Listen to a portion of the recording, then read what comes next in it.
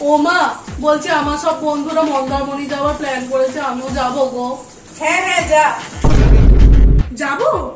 হ্যাঁ রে বাবা যা না, একবারই ঘুরতে যাওয়ার পারমিশন পেয়ে গেলাম। ঝিঙ্কা চিকা ঝিঙ্কা চিকা ঝিঙ্কা চিকা ঝিকাঙ্কা।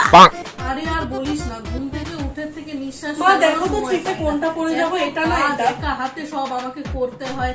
এটা আমাকে মা আবার ফ্যাশন অ্যাডভাইস দিচ্ছে, আমি বড় হয়ে গেছি। ও মা, আমাকে 200 টাকা দাও না, ওই স্ন্যাক্স কিনবো, ট্রেনে যেতে যেতে খাবো। দোকানেই সেই দুঃখে হাউদাস। কেন কেন কি এমন করেছি আমি? কি এমন খারাপ মানুষ করেছি আমার ছেলেকে? একবারে টাকাও দিয়ে দিল। ভাই আমার মা এত কুল, আমি তো জানতামই না। The next day. ও মা, আমি বেরোলাম, পৌঁছে ফোন করে দেবো তোমাকে। কি হলো?